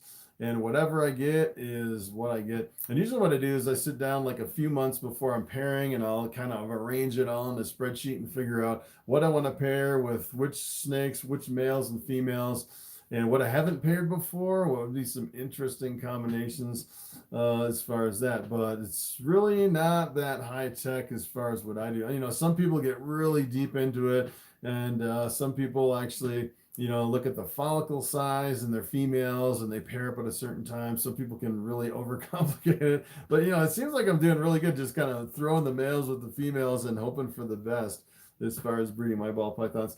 I'm actually pairing up about 23 females this year. And it looks like I might have about at least 15 females that are going to lay eggs this year. It looks like it'll be a pretty good year once I get some eggs. All right, Austin, how much should a male ball python weigh to be breeding size? So yeah, so most people say, you know, kind of the general rule of thumb, I'd say most people say a male has to be at least 500 grams and has to be at least 1 year old. But I would probably wait for at least 2 years old on your males because they could be a good size, but a lot of times your males aren't mature to actually breed your females at 1 year old. So I'd probably do like 2 years old on my males, and I'd probably do at least 500 grams. I'd probably, well, at 2 years old, I'd say most of them are going to be like, you know, anywhere from like 700 or 800 grams at least on your males as far as a good size for breeding. I actually bred some underage small size males, and none of my females that I bred them to actually laid any eggs. I had a really super bad year, and let me tell you, I will not do that again. I'm definitely going to wait an extra year for my males. I'm not going to push them. All right, Underworld Exotics Limited, what's up? What is the best advice you give someone who got hooked in the hobby a few months ago, is now loading up on breeder-sized females with no real direction? Seems to be going on more lately. So yeah, so I would say another thing, well, one thing you can actually do is if you're actually just getting into it, getting breeder-sized females, keep in mind what I would actually do is take those breeder-sized females and then work in some good genes from a nice male, produce those from the female. And really, if you're actually just getting into it, the breeder-sized females are really just to really increase your return on investment within the first year, so you can get some money back, and then you can use that money and invest more in what you really want to go after, as far as like some high-end genes, as far as hatchlings. And then what I would actually do is, once you start producing or buying some really high-end hatchlings, I would slowly replace some of those older females, like the normals and stuff like that, with some of your high-end stuff. So it can be a long process to actually replace those original females, but it's really just, you're just actually getting those original females to get the income coming in the very first year, so you don't go broke kind of waiting for your females. So yeah, you really don't need a direction, I'd say, at the very beginning, as far as, the kind of the goal for your ball python operation. How do snakes breathe while eating? Is it possible for them to choke? That's a good question. They have an interesting breathing mechanism.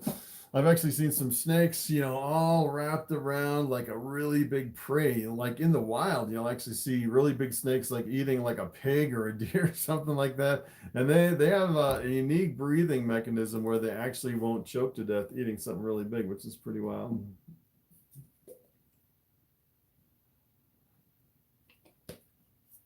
All right, so we're almost halfway through hour 25, 79 people on the live. Pretty awesome.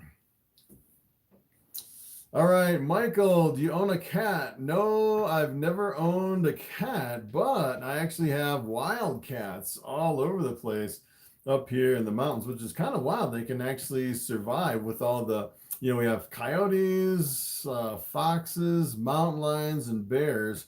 So I'm actually surprised that the cats can survive out in the wild up here. It seems like all the neighbors have cats and they just kind of let them run wild. So there's definitely cats running around my property. There's cats living in my barn. There's I actually have like a big tarp that's folded up on one of my shelves way up high in my barn. And actually a cat climbs up there on the top and sleeps on the tarp every night, which is kind of wild. Let's see. Katie Rich, what's up? Any advice on heating a 20-gallon PVC for my juvenile ball python? So I prefer bottom heating. So I actually like to have the heat mats that attach to the bottom of the enclosure, and then you definitely want a heat controller on that, so you can kind of dial it in like 90 degrees as far as a hot spot. I would heat half of it and put like a third or a half, and then dial it up to like 90 degrees with a heat controller. And then the other half, I'd probably do like an ambient temperature, give them a cold side too.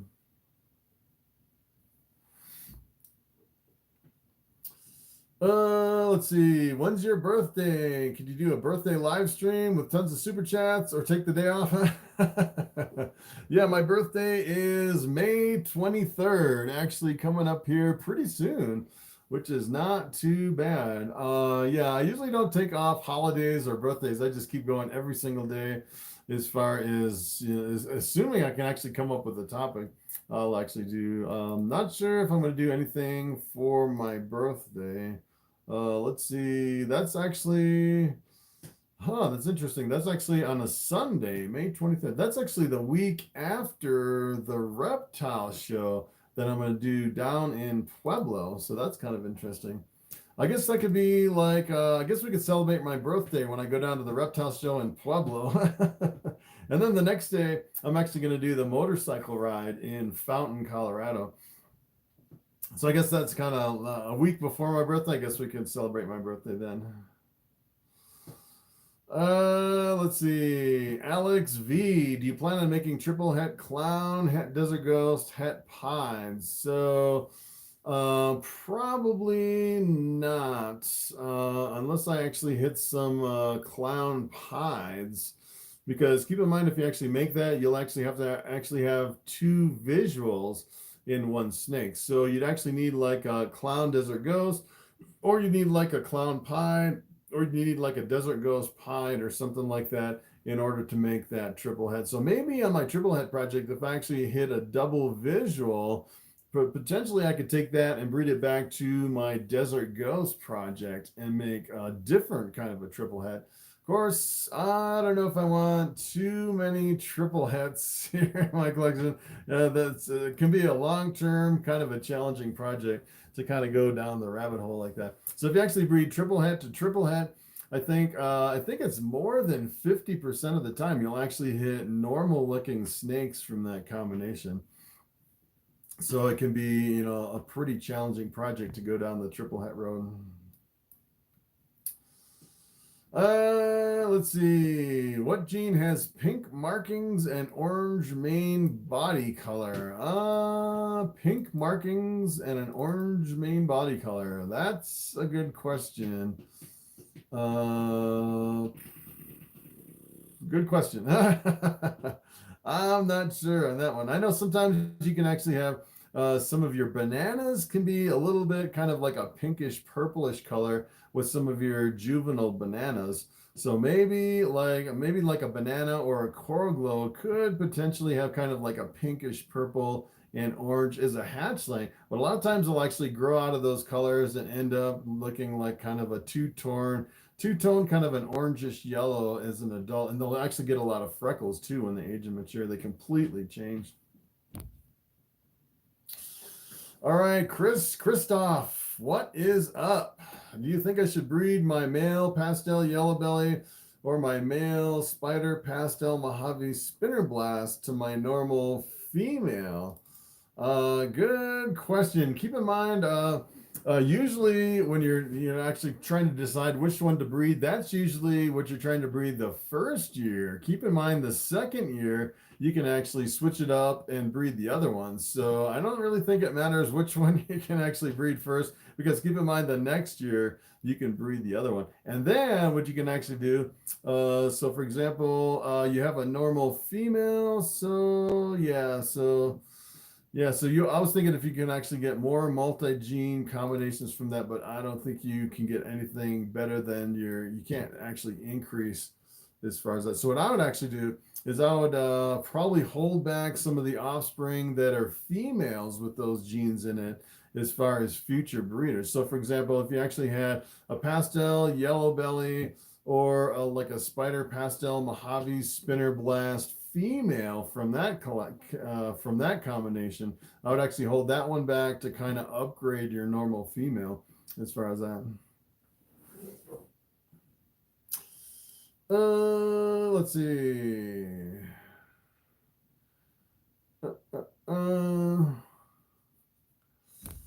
T&J Reptiles, what's up? Hey Chris, been here the whole time, just been watching. I got 10 ball pythons right now with just one breeding right now, but next year I'll have about 5. Nice. Yeah, so you can definitely take some time to get a lot of your snakes up to size. But let me tell you, once you get a lot of females that are breeder size, it's like every year you have the potential of those producing, and you have really good years after that. Hey, we got a super sticker. Thank you, Alvester. Nice. Thank you for the super sticker. All right, Roger, what are the signs that my ball python is no longer developing follicles or reabsorbed? When should I give up breeding the male for the season? Yeah, so as far as what I do in my collection, I don't really worry about that or look for signs. I know sometimes you can actually see that with an ultrasound, but I just pretty much start pairing up the middle of October and then stop pairing the middle of March. So I'm pairing up for about 5 months. And then after that, I pretty much separate the males and the females and then just hope for the best as far as that's concerned. But what I would actually do is you really want to make sure you continue to offer your female food during the breeding season up until it gets like really fat, where you can see it's really full of eggs, big and fat female. Because otherwise they can actually, if you start breeding without feeding that female, sometimes they can reabsorb their eggs. I think it's mainly from that female not having enough food during the breeding season, at the beginning of the breeding season. All right, let's see. All right, Underworld Exotics. Just been getting a lot of messages lately from young breeders telling me they're doing this. Let's see. Yes. Lisa, what's up? Bordados, what is up? Lisa just joined. What's going on? Cruise R, can incubator heat spikes cause kinking? So that's kind of an interesting question. I'm not sure about that one. I've actually seen a lot of people blame a lot of genetic defects on problems with their incubator being too hot or being too cold, or problems with their incubator. And let me tell you, I've actually had some, I haven't really had any heat spikes in my incubator, but I've had some problems where I lost power for a significant amount of time in my incubator, and all my eggs still hatched and I didn't have any genetic defects. So I don't know if you can actually blame a lot of your defects on the incubator like a lot of people do. All right, pied monsoon is obviously the next step. Definitely. I would love to see a monsoon pied. I would love to see the monsoon clown, which could be crazy. I'd like to see a monsoon desert ghost, which would be pretty amazing. Another one that'd be cool is to do like a confusion monsoon, put the confusion into it and see what happens to the monsoon, which would be pretty awesome. Yeah, and the clown too. Yep. All right, let's see. Sean Greenlee, what's up? Have you ever heard anything about this Spartan gene people are trying to prove out? No, I haven't heard of the Spartan genes. Matter of fact, that actually sounds familiar, but I can't place it as far as where I've actually heard that before. Let's see. All right, Alvester, silly question. Do snakes go into heat like dogs and cats? I'm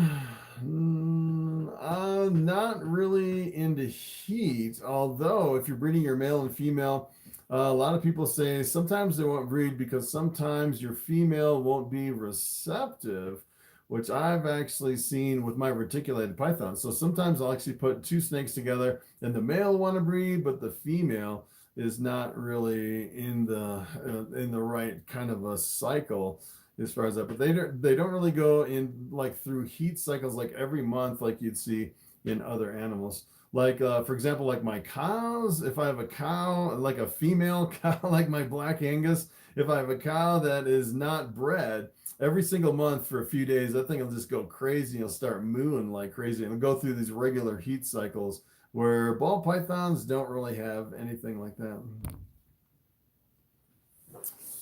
All right, Jason just picked up a banana firefly super asphalt. Wow, that's crazy. Yeah, super asphalts are really expensive, especially if you have banana and firefly in the mix. Crazy. Team J Reptiles, hit the thumbs up, show some love. Thank you. All right, let's see. Palo Concha, what's up? Best website. Yeah, so I actually have a video on the best websites for ball pythons. I would say probably the best website for buying and selling snakes, I would say obviously Morph Market would probably have the biggest selection with, you know, like hundreds of thousands of ball pythons over on Morph Market. You can actually go to kingsnake.com. It's kind of similar to Morph Market, although it's almost like Craigslist as far as how you'd organize it over there. And they actually have venomous snakes over on kingsnake.com, and they have like rack systems and a bunch of stuff like that, which is pretty cool. You can actually go to ballpythons.net for a forum about ball pythons. It's probably the best forum as far as just getting like asking questions and getting feedback from like a general audience in a forum setting. As far as that, it's probably the best forum that I've seen for ball pythons. All right, David Garza, how's it going? Love the channel, thank you. All right, Alan, what is odium? That's a good question. I have not done a morph review on odium yet. Sometimes if you actually are wondering about a gene, what you can actually do is you can come over to Morph Market, and sometimes what you can do is you can type in, for example, see if they have a super form, like a super odium, and look for all, and take a look at what the super form looks like. No super odiums over on over on Morph Market, which is kind of interesting. Yeah, I'll definitely have to do that morph review on one of my videos. A lot of people have been asking, what is the odium? All right, looks like we had a super chat. Roger, thank you for the super chat. Let's see. Yeah, thanks. All right, so I want to jump to Roger's question right after the super chat. Thanks for the tips. At what point would you stop breeding a male for the season for his own health? My main project stun is down from 850 grams to 720 grams and looking a bit puny, not eating. So yeah, it's pretty typical for males to really drop a lot of weight during the breeding season. I pretty much breed for 5 months, and then I stop breeding my males and my females. And then what I do is I go through my whole collection and change the substrate. And sometimes I'll actually, if I have some picky males, sometimes I'll do like maybe a frozen thawed mouse or something to kind of get them back on food to try to get them back into condition. But yeah, it seems like usually once you get them out of the breeding season, they eat pretty well eventually, and then they'll gain a lot of that weight back really quick. So not too bad as far as worrying about that. All right, do you know about sea serpent racks? I just ordered some, so no, I haven't really. I can't recall ever, like walking up to like a sea serpent rack and actually putting my hands on it. I've actually been to some reptile shows where the rack looks pretty good, and then you walk up to it and shake it a little bit, and sometimes it's like really super flimsy, like it's gonna fall over, something like that. In order to actually do a proper review on racks, you actually need to see it in person and kind of open the tubs and look at it real close. But I don't really know anything about the sea serpent racks. Let's see. Joseph says, why can't I breed a female with a female? You can breed a female with a female, but you probably won't get any eggs in that case. Let's see. T&J Reptile says I have sea serpent racks and they're pretty decent. Nice. Yeah, that's pretty awesome. Of course, it's hard to, sometimes it's hard to know if you really like a rack or not unless you actually compare it side by side. If you actually look at these racks behind me, these ARS caging racks, these things are built like a tank. I can actually climb up these on top of them. They're so solid and so stable. You could actually, walk all over them. It's like a jungle gym. Cat Lewis, what is up? Ashley, what's going on? Can you breed your females every year, or is it better to skip a year here and there? So yeah, that's one of the challenging things with breeding ball pythons is it seems like the breeding season is almost exactly 12 months, which is kind of crazy. So essentially what I do is I start pairing them up in like mid-October, and then I separate them in mid-March, and then you're waiting for eggs. And sometimes the eggs can come really late in the year, like 2 months before you start pairing them up again. So essentially what you do is you have like 2 months in order to get those females to get enough food into them to get them back into the following breeding season. And I'd say it really depends on the females. If you have some that absolutely refuse to eat, what I usually do is give them the following year off, and I don't push them that much as far as getting them back into the following year. But I do have some females that'll breed every single year, and as soon as they lay eggs, they'll go right back on food. So really depends on the female. All right. See. Landon, what's up? Where do you typically sell your ball pythons? I noticed that your page on Morph Market is currently empty, but you're a breeder I really trust. Take my money. Yeah. So when I first started out, I pretty much sold only at reptile shows, and I wasn't selling it at all online. And then I pretty much switched completely. Now I just sell all on Morph Market. And yeah, as soon as I post snakes over there, they sell usually within hours, which is kind of crazy. So don't have any snakes over there right now. I should have some in about 2.5 months here. Once I get some eggs. Still don't have any eggs yet, which is kind of crazy. All right, Nigel 845. What's up? How about my lesser spider pastel leopard het pied female to my male lesser, or 100% het pied normal, or banana male?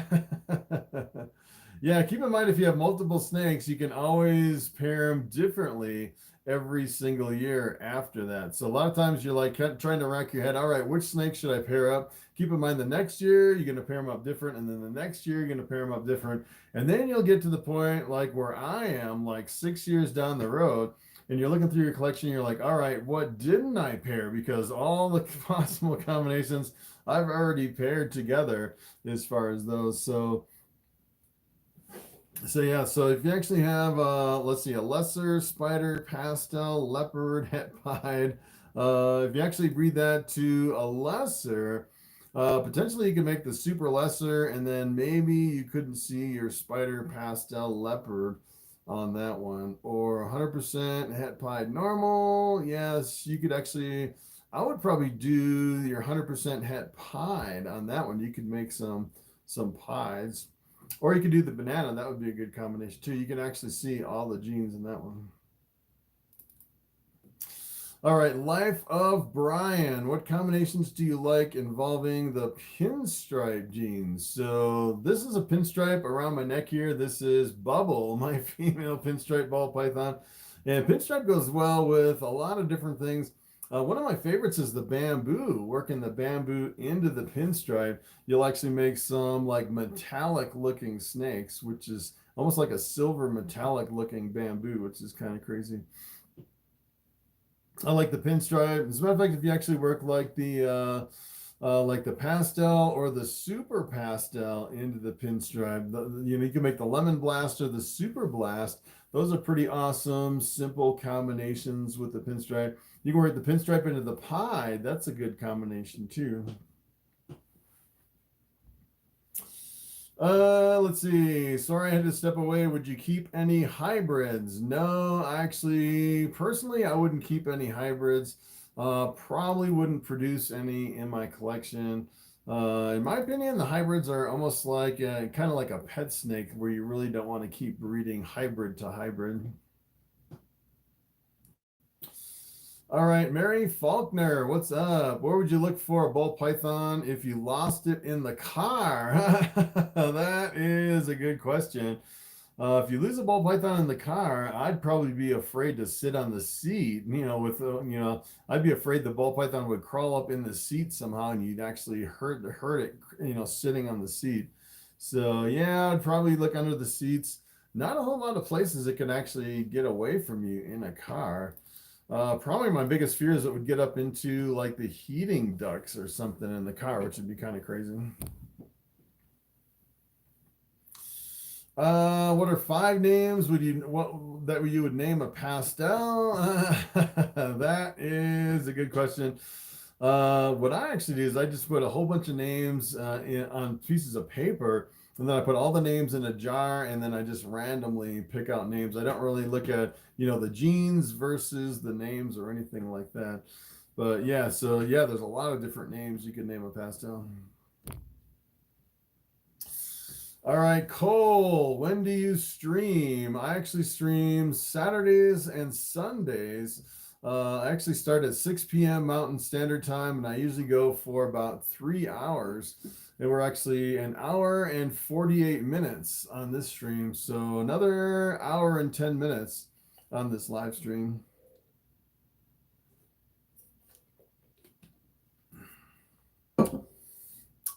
Casey, is it okay to house 2 adult ball pythons of the same gender in the same enclosure. No, I wouldn't do it. I have seen some people where they'll house like a couple females together or a male and a female together, but I definitely wouldn't do two males because they'll definitely fight and it can really stress them out. And the problem is if you actually house like a male and a female together, the problem is a lot of times they'll actually sometimes they can kind of go into like a nonstop breeding season where it'll be really hard to feed them, which is really problematic. It seems like if you actually keep the snakes separate for most of the year, it's easier to feed them, is what I found with ball pythons. All right, Cookie Monster 1920. Do you have any tarantulas? Yes, I have one tarantula. It is a Brazilian giant white knee. Her name is Beetlejuice. She's a really big spider. She's super mean too. As a matter of fact, I can actually put some tongs in there and she'll bite the tongs. She's a crazy tarantula. Yeah, no, I would not house ball pythons together. So I've actually seen some people that get like hatchling ball pythons and they'll raise up those hatchlings together in the same enclosure. And I've seen in some cases that'll work, but I don't know if I've ever seen anyone do that with two males where they keep two males together. You could probably do it with like a male and a female, or like one male and multiple females, or you could do like multiple females. But it seems like most of the people who have actually seen their ball pythons that they've housed together their whole life, it seems like on average they have smaller and thinner snakes because I think they're harder to feed when you actually keep them in the same enclosure. All right, his master's voice 418. What's up? Hello, Chris. Update, I tried to feed my pie again, medium rodent. I gave up, but it seems that after 10 hours that I left it in his enclosure, he ate it. Wow. So that's kind of unusual. Usually, if I actually leave a rodent in with a ball python, I haven't really left it in for more than maybe about half hour, 45 minutes. I probably wouldn't leave it in for 10 hours as far as leaving it in the enclosure. Because, you know, potentially that rodent could go bad, and then you definitely don't want a snake to eat like a rotten rodent or something like that. So I probably would take it out after I'd probably leave it in for like maybe a maximum of an hour and a half or something like that. All right, Sean Greenlee, Creme de la Clutch Exotics. That's a video about that Spartan gene and its effects called 15 2020 ball python pickups and breeder shoutouts. Oh yeah, that's interesting. So yeah, so with new genes, it's always interesting to see what people do with the new genes to see what the potential is. And sometimes it's a little bit tricky, you know, if you actually see a new gene, sometimes it's hard to tell the true potential, especially if it hasn't really been worked with a lot of other genes. All right, Jason, if someone wanted to buy an ultrasound, which one would you recommend? So I usually use, I actually bought the one, it's actually called a Contec. It's Contec. You could actually buy it over on Amazon.com. I think I bought mine for like about $1,000. I think they've gone up. I think they're like $1,200 now for an ultrasound. But as far as a brand new ultrasound, I think that's pretty much the cheapest one that you can find over on Amazon. Let's see. D Row, what's up? What temperature do you recommend for a reptile room? So I actually keep my reptile room here anywhere from, I'd say, about 77 degrees to about 82 degrees as far as the ambient temperature. And it seems like it depends on the time of the year. So if it gets a little bit cooler, I'll actually increase it a little bit. I try to target like 80 degrees here in my reptile room. Let's see. Ham Hot Gaming, what's up? I have a question on temperatures. What is the temperature of the bottom of the tub compared to the top of the substrate? So I've actually seen a lot of people kind of look at the temperature of the substrate versus the bottom of the tub. But the problem is if a ball python digs through the substrate and gets on the hot spot that is too hot, I think it could potentially be too hot for a ball python. So what I actually do is I take the substrate over the hot spot and I move it away so the snake is sitting directly on the hot spot with no substrate underneath the ball python. And then I'll dial in that hot spot to 90 degrees for the hot spot. Then you don't have to worry about, what happens if the ball python digs down into the substrate and gets too hot. Voodoo Exotics, what's up?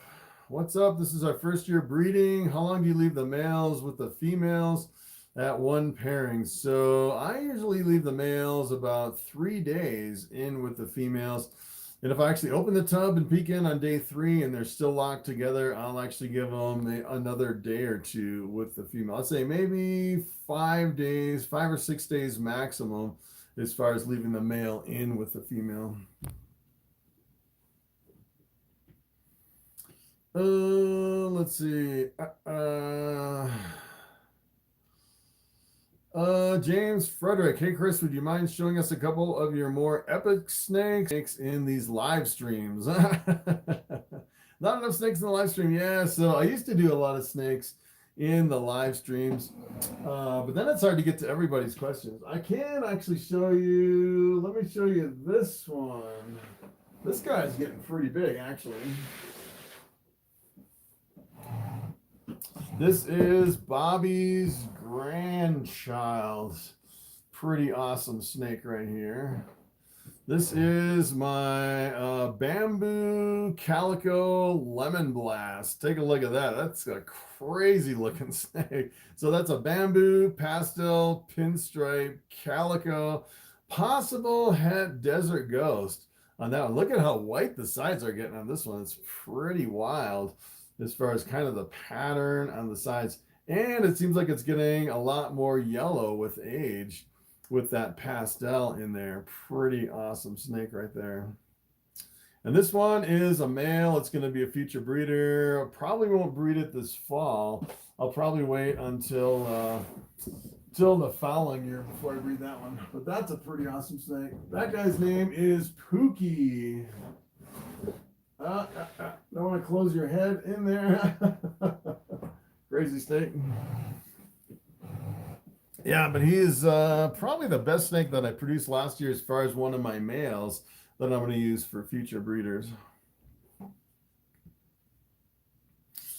All right, Ham Hawk Gaming. ARS charges too much for shipping on my order. They're going to charge me $400 for shipping.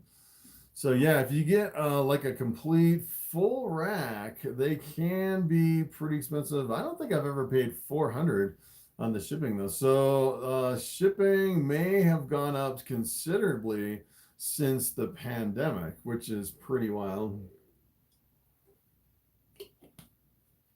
So I don't know if you've seen the whole thing with the kind of a thing going with the rental cars, where they're running short of rental cars because of the pandemic. It seems like everybody's like traveling now at the same time, and people can't find rental cars. So what a lot of people are doing is they're actually getting like U-Hauls that would normally transport like some of these rack systems and stuff like that. So since a lot of people are renting the U-Hauls, the U-Haul prices are going way up. So it seems like the shipping charges on everything is really increasing. And I think that's where the shipping charge is really coming from. I think when I got my rack, it was, I think it was only like $280 or something like that for shipping, like for a whole rack. And if you get a part of a rack, I think it's like a fraction of that too, which is kind of crazy. So yeah, it could be just because of the pandemic and the everything that's going on with the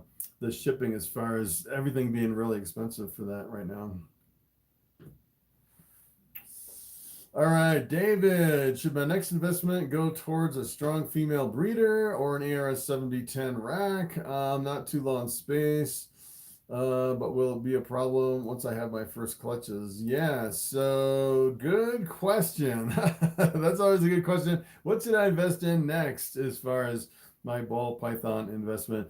So I don't know, there's a couple ways you can actually look at it. What you can actually do is I would probably invest in the snakes first, especially if you're going to get a return on investment on those snakes. And keep in mind, you can always do like kind of a budget rack. You can use like as a matter of fact, actually, for a little bit, I was using like a plastic tote, and I'd melt holes in the sides for air ventilation, and then I'd use like a coconut husk substrate, and then put like a heat mat underneath. That was really super cheap, just to use plastic totes is like a temporary enclosure until you can produce some hatchlings and use your hatchling money to reinvest in some more racks. That's probably what I would do.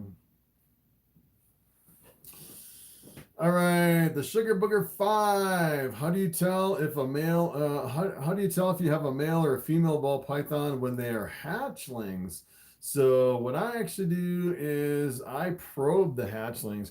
I take a metal probe and I lubricate it with like a water-based lubricant, and I put it right in the tail of the ball python. So you can actually take a metal probe and put it right in the tail pocket. And if it goes in really deep, like really far deep in there, then you have a male. And if it only goes in like 1/4 of an inch, then you have a female. It's really super easy to do. And I actually have quite a few videos on YouTube of how to probe snakes. You can actually watch me probe some snakes. Let's see. Retix King, what new snakes have you added to your collection in the past year? So the only thing I've really added lately is my Banana Anchi Clown, as far as probably the latest one, and that's been about 1.5 years ago since I added that one. So I pretty much took the last year off as far as adding another snake to my collection. I actually did have 2 holdbacks from what I produced, but I didn't buy a new one to bring it into my collection. And then this fall, I'll probably buy some kind of a confusion combo, either like a confusion or an acid or a static or something like that. That's probably going to be my next one, probably this fall when I buy that one. All right, Daniel, I have a Pinstripe Banana Lesser Fire. Nice. Sink the Frog, what do you usually do for stuck eye caps on yearlings? So yeah, so when I have a ball python that's stuck in shed, what I'll actually do is I'll bring it up to the kitchen sink and I'll just kind of splash some water on it and then just kind of slowly work on it with my hands, just trying to get the shed off of the snake.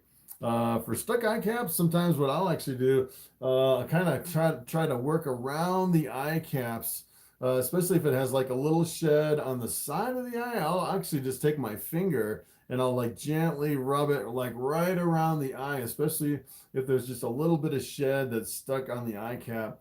And I won't actually take my finger directly on the eye, but a lot of times if you actually just rub right next to the eye, sometimes that'll pop it off. All right, MHB, what is your take on vision cages versus PVCs like animal plastics? So